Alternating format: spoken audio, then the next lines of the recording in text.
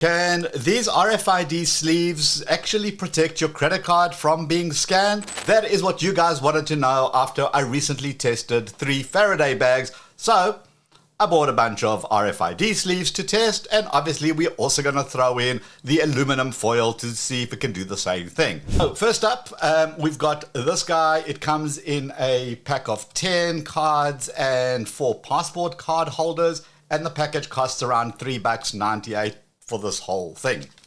Then I saw this, and instead of putting your card inside a sleeve with this guy, what you can do is actually put one of these cards inside your wallet or your purse, and as long as it's within 1 or 2 inches of the actual cards you want to protect, it's got a built-in antenna, so if anything tries to scan your credit card, it's going to jam that signal. It doesn't even need to be charged or anything, because when the signal gets activated by the scanning device, then it activates the antenna. This one is about $9.25 if I remember correctly. And then finally we've got an RFID wallet. This one is a MagSafe version, so it magically sticks to the back of the phone. It's a pretty popular way to carry your cards these days, and this one costs just under $10.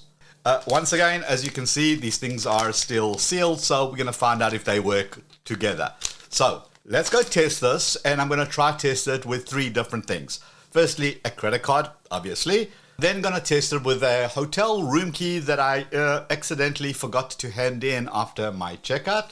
Oops. And then I've got a Dave & Buster's card, which is an arcade card, and that has NFC in it as well. Okay, let's start with the Dave & Buster's card, and let's do the reading. And you heard that little beep. That means the card was read successfully. Okay, so 1 down. Let's do the hotel card, which, oops, again. Yep, still is able to be read. And then finally, let's do the credit card. And yep, all 3 are able to be read. So let's start off by testing the first card. That's the one I'm actually most excited about. This is supposed to block it just by being placed above the card.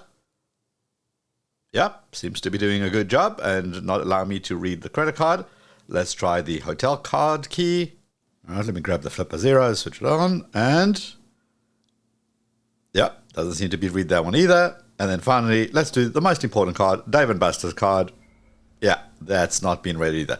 What happens if the card is not placed directly on top? There's a bit of a gap. What happens then? Now it says don't move. That's not a good sign. Oh, it just read the card. Same with the credit card.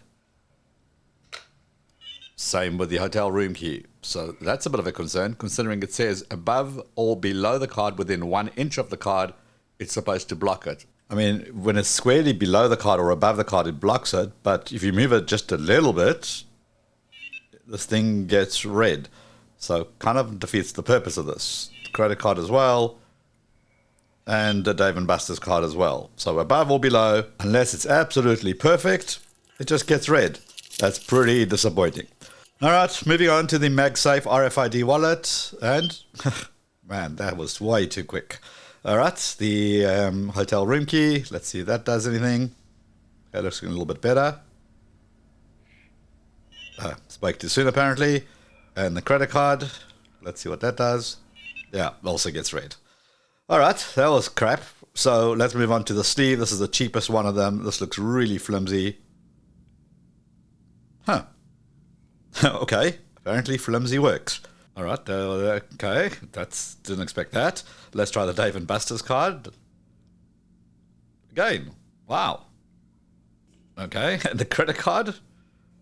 Let's try that. Man, that's pretty cool. All right, next up, aluminum foil, depending which country you come from. Let's try that, see what that does. And, yep, that seems to protect it. Now let's do the Dave & Buster's card. Yeah, that works as well. And then finally the oopsie hotel room key that I forgot to hand in. Yeah, man, that worked. Okay, and just to show you that the stuff actually works without any protection, so keeping everybody honest here. There we go, 2 cards read instantly, no problem. Ta-da. Yikes. And this is why we test everything and we don't blindly just trust the marketing. The cheapest thing worked the best in the most reliable way, and the others kind of didn't. And I've came up with another idea that I kind of want to test quickly. You saw that in order for the cards to be read, the reader, the flipper 0, was placed right on top of the card. So what about if we add some distance? I mean, odds are pretty good that when a card's inside your wallet or inside your purse, it isn't sitting right at the top. So is putting distance between the scanner and the card makes any difference? Let's test that quickly. All right, this test I'm calling the distance test. Basically, the idea is I want to see if I can put some gaps between the card itself and the reader. Can the card still be read? Maybe that's all it takes, is just some distance. So here is the kind of the cover of the book. Got the card in there. Let's see if it's able to be read. Yeah, okay, so that wasn't far enough. All right, let's move the card now. Let's stick it somewhere maybe in the middle of the book. That's roughly the middle, right? Give or take a couple of pages. Yeah, but okay, but that's some serious distance between the card and the cover of this book.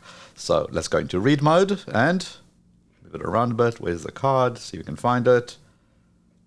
Oh, there we go. Don't move. Yeah, that one was able to be read as well. All right, let's do the final test. I mean, surely not. I'm going to put it right at the back of this book. And, I mean, that's some serious distance between the card and the reader. Let's be honest. And let's see what happens now. Can it read again? I have to move it around a bit. Where's that card? Where's the card? Where's the card? Okay, well, there you have it. And remember, the Flipper 0, I'm just using the default stuff that's built into the Flipper 0. I'm not even including any external antennas or anything that allows to boost the scanning distance. So that's pretty interesting. Now, some of you may be thinking, dude, what's the big deal here? I mean, the Flipper 0 can only show the credit card number and the expiry date at best. It's not going to show you the CVV number. And that is 100% true.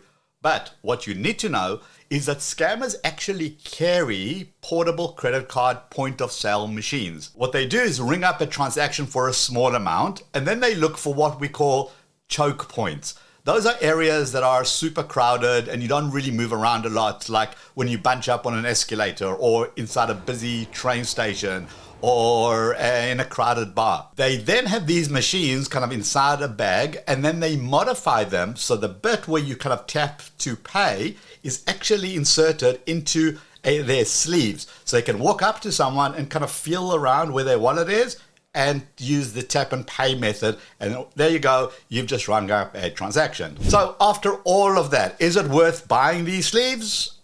Yes, and also no. I mean, for $3 you get a bag with a whole bunch of these sleeves, and including one for your passport. So as long as you're disciplined enough to make sure your card goes in and out of those sleeves, then yes, those seems to work the best. Of course, you can always wrap up your card in aluminum foil.